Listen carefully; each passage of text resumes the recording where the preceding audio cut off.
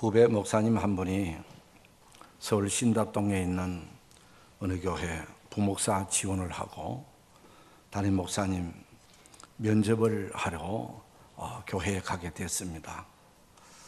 교회 마당에 들어섰더니 어떤 분이 빗자루를 갖고 마당 청소를 하더라는 거예요. 그래 가만히 보니까 키도 적고 얼굴도 아주 시골 아저씨처럼 꺼머디틱하고 또 여러 가지 면으로 봤을 때에 아마 교회 일하는 아마 사찰 집사인가 보다 그렇게 꼭 보이더라는 거예요. 그래서 그 분에게 목사님 뵈러 왔는데 어디로 가면 되느냐 했더니 저기 사무실로 가시라고 그렇게 하더래요. 그래서 사무실로 가서 봤더니 목사님이 안 계시더랍니다. 그래서 조금 기다렸다가 목사님이 들어오신 것을 보고 깜짝 놀란 거예요. 바로 밖에 빗자루를 들고 청소하던 그분이 담임 목사님이셨어요. 저도 그 목사님을 아는데 그분이 언제든지 보면은 완전히 시골 농부같이 보여지지 또 얼굴 생김새나 모든 풍채나 보면은 그렇게 좀 목사님의 어떤 모습은 전혀 보이지 않냐는 어떤 그런 그 외형적인 모습입니다. 그래서 깜짝 놀랐다라는 그런 이야기를 들은 적이 있습니다. 사람들은 대부분 사람을 볼 때에 그 사람이 키가 크냐, 또 얼굴이 잘생겼느냐, 또 그분이 학력이 어떠냐, 또 집안 배경이 어떠냐, 이런 그 외형적인 것을 우리가 더 중히 보고 또 그것을 보고 그 사람을 평가하기도 하는 것입니다. 그래서 사람들은 열심히 공부해서 인류대학, 유명한 대학에 들어가려고 그러고 또 돈을 벌려고 그러고 또 얼굴을 또 좀 더 예쁘게 보여주기 위해서 좋은 옷도 사 입고 그리고 성형 수술도 하고 좋은 화장품도 쓰고 어떻든지 다른 사람에게 좀 이쁘게 보여 보려고 좀 멋있게 보여 보려고 애를 쓰는 오늘 우리의 모습입니다. 물론 우리가 다른 사람에게 이렇게 예쁘게 보여지고 또 좋게 보여지는 것은 좋은 일입니다. 아름다운 일입니다.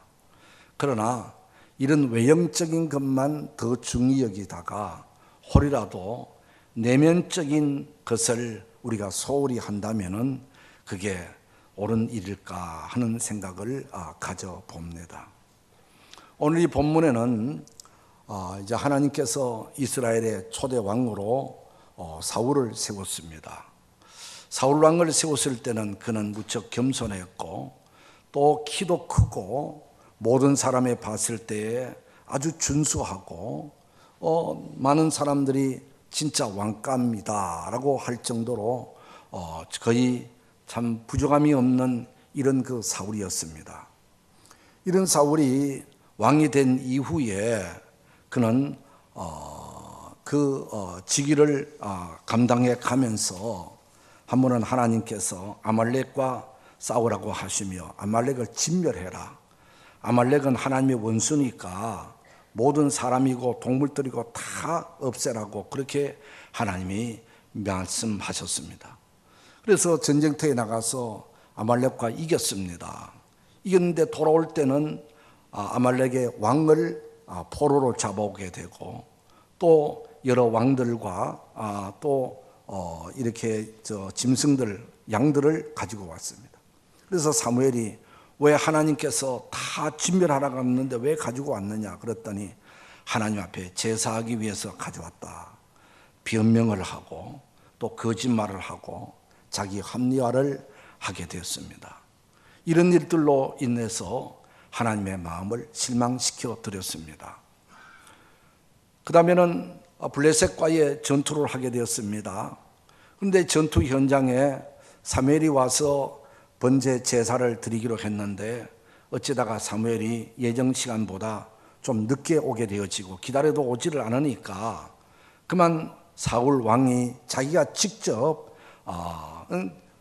제사를 집례하고 번제를 하나님 앞에 집례를 하고 말았습니다. 막 끝나자마자 사무엘 선지자가 오는 겁니다. 어찌해서 왕이 이렇게 제사를 집례했느냐고 그랬더니 뭐 기다려도 오지 않으니까 내가 왕인데 왜 못하느냐고 하면서 하나님께서 정하신 율법과 율례를 무시하고 제사를 무시하고 또 제사장을 무시하고 결국 그것이 하나님을 무시하는 것까지 되어졌습니다. 그래서 하나님께서는 당신같이 마음대로 하는 사람, 당신 뜻대로 하는 사람을 하나님은 버리십니다 라고 그렇게 하고 하나님은 아마 다른 왕을 세우실 것이라고 놀라운 선포를 합니다. 이런 사무엘에게 하나님께서도 말씀하셨습니다. 이새의 집안으로 가서 그 이새의 아들 중에서 내가 지시하는 자에게 기름을 부어 다음 왕을 준비시키라고 그렇게 하시는 겁니다. 지금 현재 왕이 건재하고 있는데 하나님께서는 또 다른 왕을 준비시킨다고 하는 것입니다. 무척 두렵기도 했지만 하나님께서 하라는 대로 베들레헴 그리고 이새의 집안에 가서 큰아들 엘리압부터 만나게 되고 면접하게 될 때에 엘리압은 무척이나 준수하고 아마 늠름하고 용기도 있고 남자답고 모든 면에 참 축출해서 이 사람이 하나님께서 준비하신 분인가 보다라고 생각하고 준비해간 기름불을 가지고 그에게 기름을 부으려고 했더니 하나님께서는 아니다. 사람들은 외모를 보지만은 나 여호와는 중심을 본다 하면서 엘리압이 아니라고 그럽니다.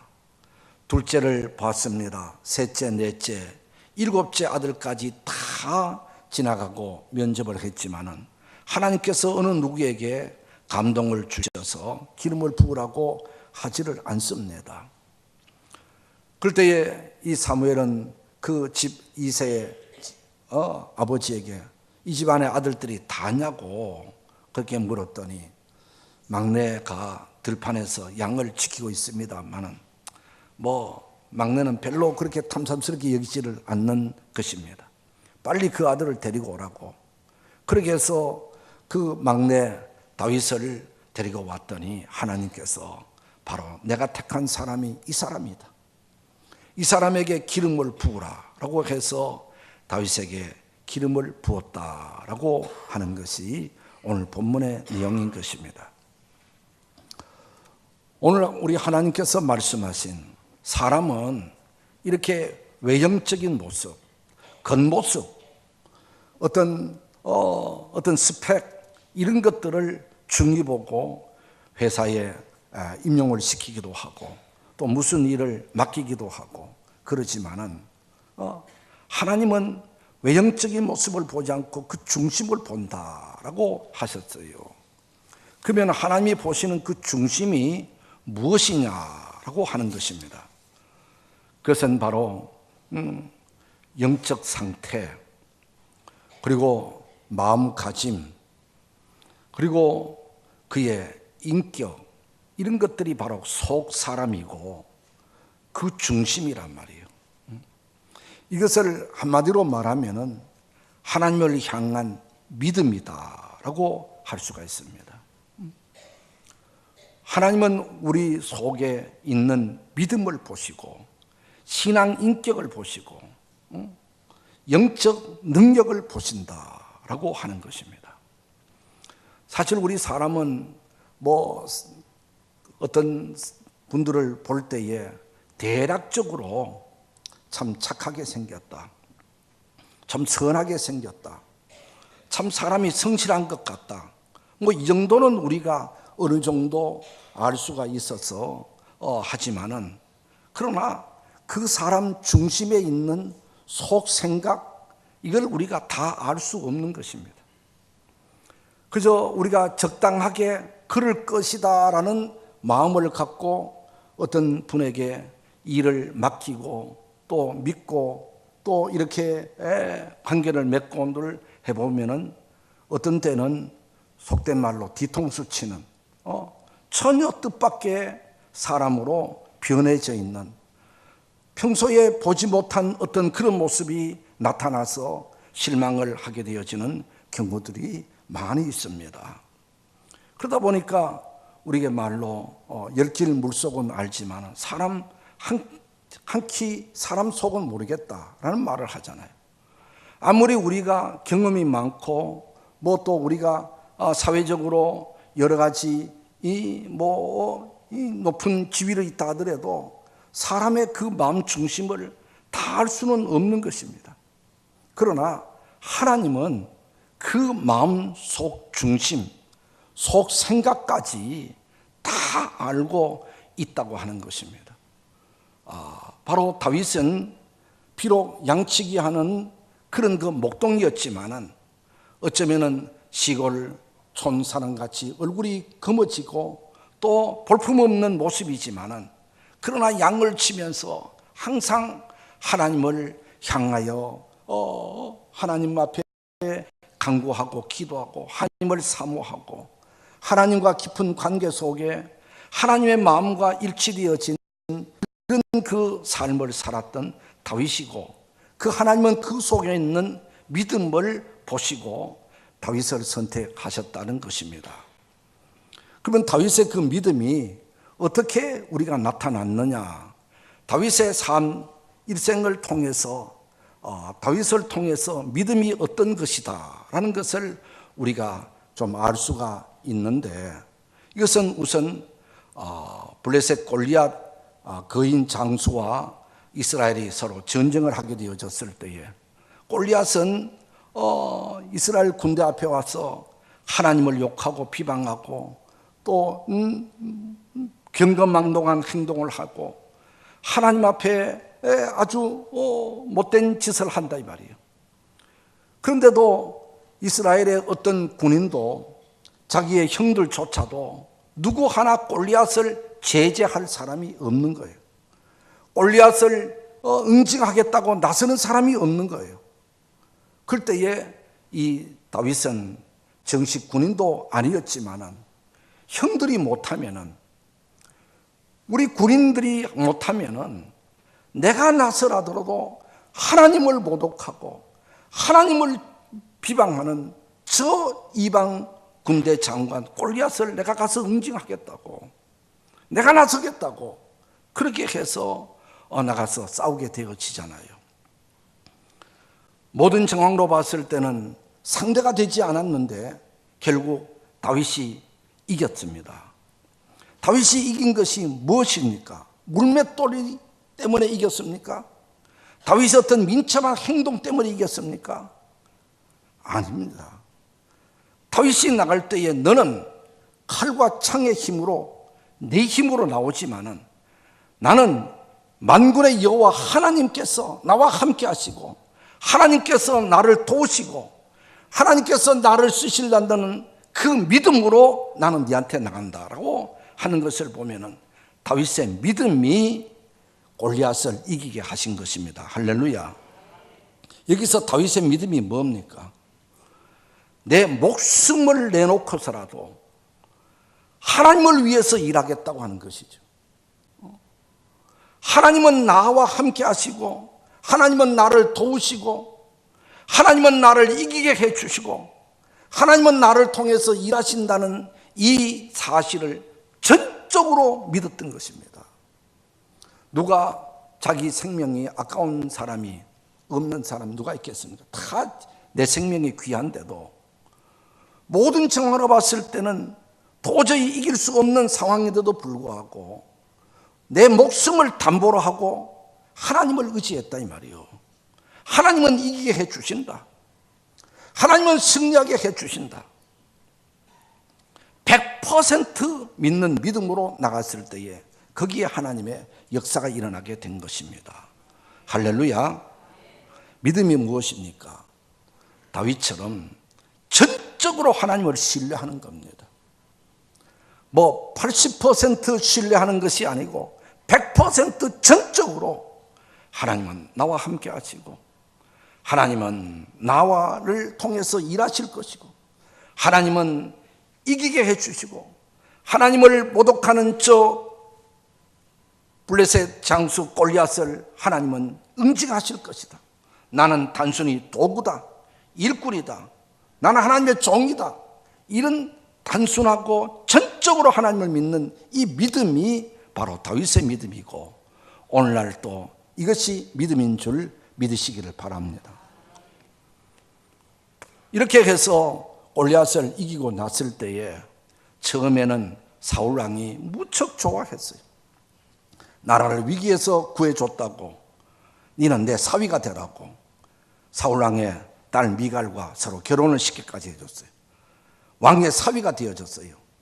그런데 시간이 가면 갈수록 모든 백성들이 사울은 천천히고 다윗은 만만이라고, 그렇게 다윗의 인기가 높아지게 되고 다윗을 모든 사람이 더 귀하게 여겨가니까 사울의 마음속에 시기와 질투가 생겨나게 되어지고 젊은 청년과 같은 다윗인데도 자기의 정치적인 적수로 생각하고, 다윗을 살려두었다가는 내 왕권이 흔들릴 것이고 내 왕권을 아들에게 물려주지 못할 것이라는 이런 불안한 감이 덕에 따라서 다윗을 없애려고 했습니다.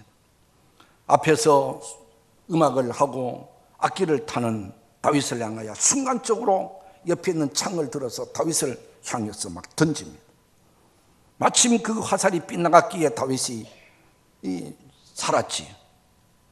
그러고는 집에서 있는데 자객을 보내가지고 한밤중에 막 다윗을 죽이려고 습격을 하는 겁니다.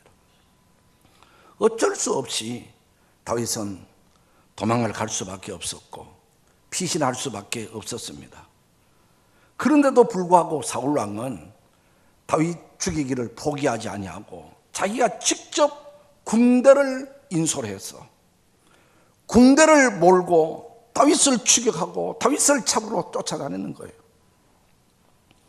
그런데 놀라운 역전의 일이 벌어졌습니다. 그것은 바로 다윗이 도리어 사울 왕을 죽일 수 있는 절호의 찬스가 두 번이나 온 거예요. 다윗과 함께 했던 분들은 내가 가서 당장 단칼에 사울 왕의 목을 비우겠다고 그렇게 했었을 때에 이 다윗은 아니다. 하나님께서 기름 부어 왕으로 세운 분인데 우리의 손으로 왕을 해치면은 임명자 세운 하나님을 무시하는 것이 된다. 그러니 그가 잘못되었으면 하나님이 심판하실 것이니 하나님께 맡기자. 하나님께 맡기자고 하면서 다윗을 사울을 죽일 수 있는 절호의 찬스가 한 번도 아니고 두 번씩이나 왔는데 두 번 다 만류했습니다. 왜 그랬습니까? 바로 하나님이 두려웠기 때문에 그렇습니다. 하나님께 모든 것을 맡기자는 것입니다. 내가 이렇게 저렇게 하는 것은 하나님의 사람으로서 하나님이 세우신 분을 내 손으로 처리하고 내 손으로 이렇게 저렇게 한다는 것은 내가 할 일이 아니다. 하나님께 맡기는 이것이 바로 다윗의 믿음이었습니다. 그렇습니다. 오늘 우리의 믿음도 모든 것을 하나님께 맡기는 겁니다. 잘한 것도 못한 것도 내 마음에 드는 것도 마음에 들지 않는 것도 내가 무엇을 하려고 하면 자칫 하나님의 영역을 침범하는 것이 되고 하나님의 주권을 침범하는 것이 되어져서 하나님 앞에 도리어 내가 다칠 수가 있는 겁니다. 하나님께 맡기는 것, 그렇죠. 우리는 기도할 것밖에 없고 하나님께 맡기는 이것이 바로 다윗의 믿음이고 우리의 믿음이 되어야 될 줄로 믿습니다. 다윗이 왕이 되었습니다. 왕이 되고 나서 처음 한 것이 하나님의 법궤를 예루살렘으로 옮기는 일이었습니다. 그때 당시 법궤라는 것은 하나님의 임재의 상징이 바로 법궤였습니다. 법궤를 방치했다.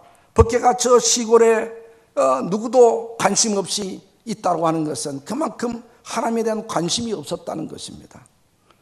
그러나 다윗이 왕이 되고 나서 하나님을 누구보다도 사랑했기에 하나님의 법궤가 하나님이 저렇게 시골에서 관심도 없이 방치돼서는 되겠는가?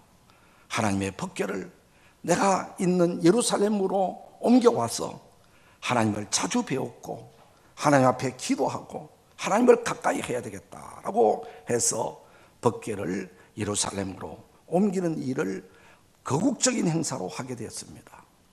그래서 하나님의 법궤가 예루살렘으로 들어오게 되어졌을 때에 다윗은 그 법궤 앞에서 너풀너풀 춤을 췄다고 했습니다. 얼마나 열심히 춤을 췄으면 바지 가랭이가 내려갈 정도로 춤을 췄다고 했습니다. 누가요? 왕이 말입니다. 모든 사람이 보는 앞에서 창피함도 무릅쓰고 그렇게 춤을 추었던 것입니다. 이 모습을 바라봤던 그의 아내 미갈이가 다윗을 향해서 창피하지도 않느냐고, 많은 여인들이 보는 앞에서 그게 무슨 꼴이냐고 다윗을 핀잔 주고 다윗을 향해서 꾸중을 하고 못마땅히 얘기하니까 다윗이 이때 하는 말이, 많은 사람들이 나보고 뭐라고 하든지 간에 나는 여호와 하나님 앞에서 춤을 췄다. 사람이 보라고 춤춘 것이 아니다. 하나님 앞에서 춤을 췄다 라고 이야기를 하지요. 이것이 바로 다윗은 하나님 앞에서는 어린아이와 같은 순진한 마음, 깨끗한 마음, 그저 하나님이면 무조건 좋고 기쁘고 즐겁고 하나님과 가까이 함이 너무너무 좋은 어떤 이런 그 모습을 우리가 보게 되어집니다. 이것이 바로 다윗의 믿음이었다면 오늘 또 우리는 하나님을 섬기는 그 자체가 좋고 하나님 앞에 예배하는 그 자체가 기쁘고 그저 하나님 앞에 나오면은 어린아이와 같이 순수하고 깨끗하고 뭐 가식이 없어지게 되고 이게 바로 믿음이라고 하는 것입니다. 우리 주님께서도 어린아이와 같이 되지 아니하면 천국에 갈 수 없다고 하셨습니다. 믿음이 있는 사람일수록 하나님 앞에서 순진해지는 겁니다. 어린아이와 같아지는 겁니다. 어른은 가식이 되어지고 또 외식하게 되어지고 자꾸 내가 아닌 다른 모습으로 다른 사람에 보여지게 되고 겉으로 나오는 것하고 속의 중심이 다르고, 그러나 어린아이는 그렇지 않습니다. 그렇죠. 하나님 앞에 진실하게 깨끗하게, 이게 바로 하나님 자신이 좋은 것, 이게 바로 다윗의 믿음이고 오늘 우리의 믿음이 되어야 될 줄로 믿습니다. 그리고는 다윗은 어느 날 나는 배양무로 지은 왕궁에 이렇게 거하게 되어지는데 하나님의 법궤는 저 장막 가운데서 천막 속에 있어서야 되겠는가? 내가 사는 이 왕궁보다도 더 아름다운 하나님의 집을 건축해 드려야 되겠다라고 생각하고 선지자에게 성전을 건축해 드리겠다고 했지요. 그랬을 때 하나님은 너는 전쟁을 통해서 피를 많이 흘렸기 때문에 네 손으로 거룩한 하나님의 집 성전을 건축할 수 없다라고 거절했습니다. 이렇게 거절했음에도 불구하고 다윗은 거기서 얼마든지 자기의 어떤 능력으로, 자기의 어떤 재력으로, 자기의 권력으로 얼마든지 건축을 할 수가 있고 강행군 할 수 있었지만은 하나님이 하지 말라니까 거기서 깨끗하게 내려놓았어요. 그리고는 건축 설계도라든지 건축 재료라든지 다른 것은 다 준비해 두었던 것을 봅니다. 여기서 다윗의 믿음은 무엇이냐? 하나님이 하지 말라면 무조건 안 하는 거예요. 하나님이 하라면 하는 거예요. 나는 하고 싶은데 하나님이 거절하시면은 그거 내 고집 부리면서 하는 것이 아니고 하나님의 말씀을 최대한 존중히 여기고 하나님이 하라는 대로 하나님의 말씀대로 무조건 순종하고 따르고 복종하는, 이것이 바로 믿음이다라고 하는 것입니다. 그리고 하나님께서는 성전 건축하는 것을 거절했지만은 그 마음만큼은 너무너무 귀하게 아름답게 받으셨어요. 그리고는 하나님은 다윗에게 내가 너와 함께 할 것이다. 네가 어디로 가든지 이기게 해주실 것이고 너를 도와줄 것이다. 네 이름을 존귀하게 해줄 것이다. 네 후손들이 왕족이 되도록 해줄 것이다. 왕위를 계속 이어가도록 해줄 것이다 라고 하나님은 놀라운 은혜와 복을 내려주셨잖아요. 성전을 사랑하고 성전을 아끼고 성전이 그래서 하나님이 역사하도록끔 우리가 해드리려고 하는 그 마음만큼이라도 하나님은 기쁘시게 받으신, 그러니까 다윗의 믿음은 바로 하나님의 성전을 사랑하는 겁니다. 오늘도 교회를 사랑하고 교회가 평화롭게, 교회가 성령이 역사하는 교회로, 이 교회를 통해서 하나님의 백성들이 참 기쁨과 즐거움으로 하나님을 섬겨갈 수 있도록 모든 환경을 만들어가는, 이것이 그 자체가 바로 믿음이다라고 하는 것입니다.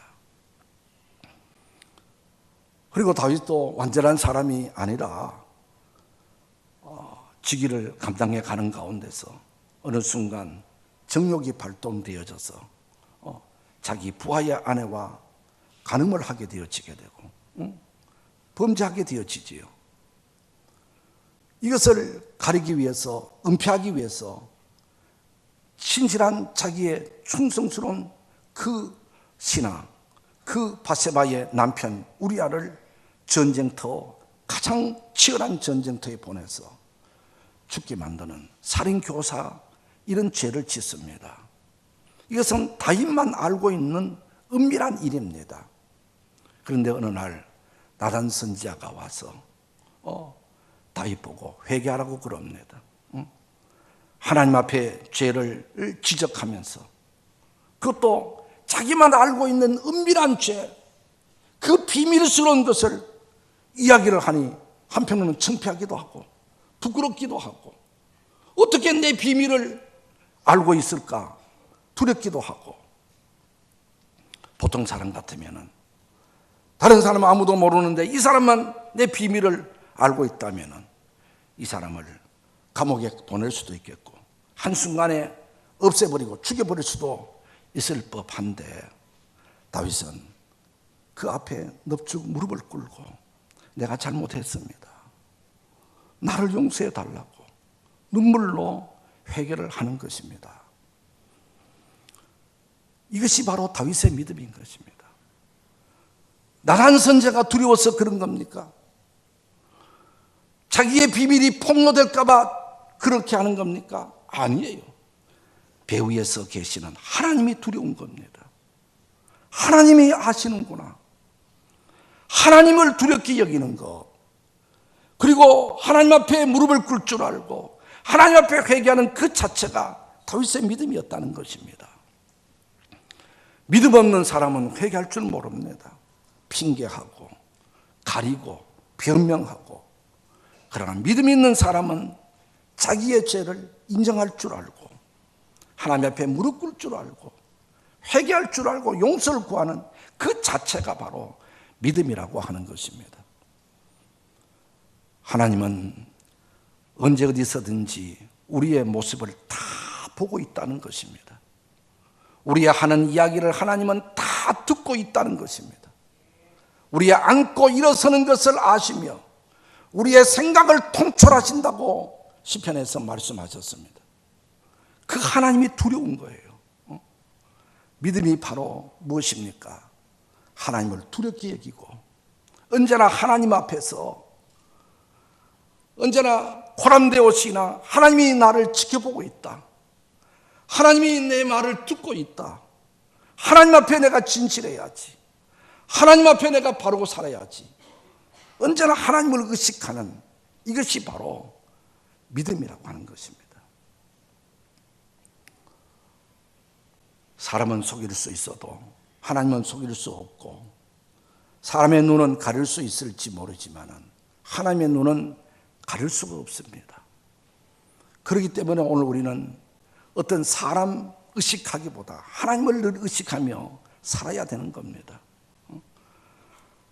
하나님은 어떤 외형적인 모습, 그것을 중히 여기는 것이 아니라 우리 마음 중심을 보시는 하나님이신 것입니다.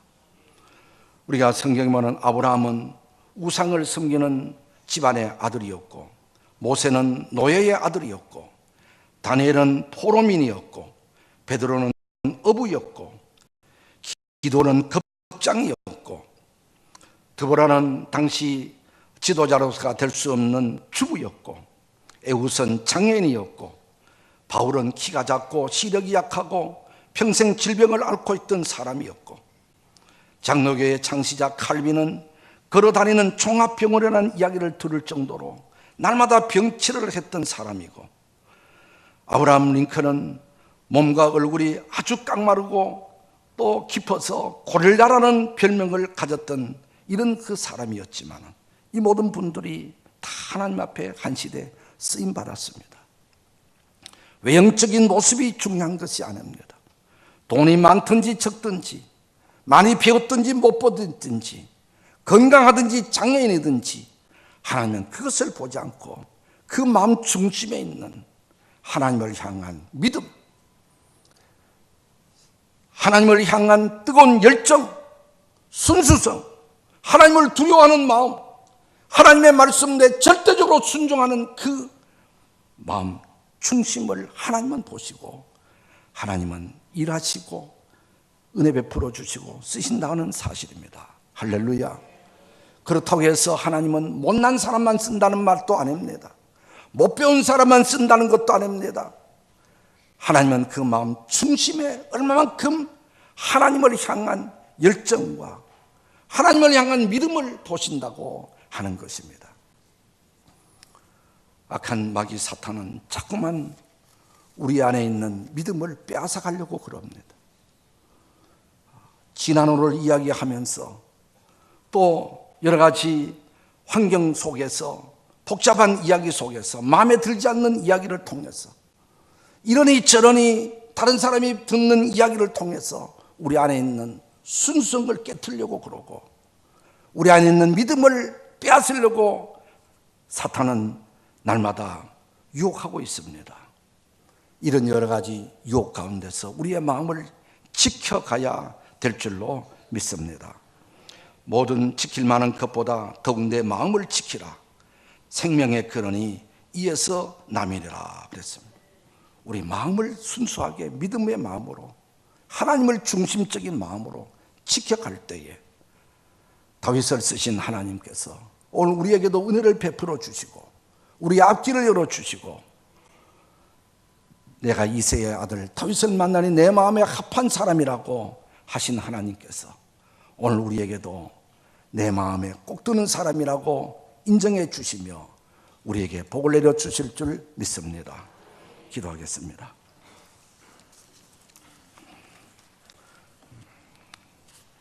마음 중심을 보시는 하나님, 오늘 저희들도 다윗과 같은 믿음의 사람 되기를 소원합니다. 하나님 보시기에 합당한 신앙 인격을 소유하기를 원합니다. 누구보다도 하나님을 두렵게 여기며 하나님의 말씀에 순종하며 하나님을 존귀 여기는 이런 하나님의 사람이 되기를 원합니다. 주여 우리에게 믿음을 더해 주시옵소서. 예수 그리스도의 이름으로 기도드리옵나이다.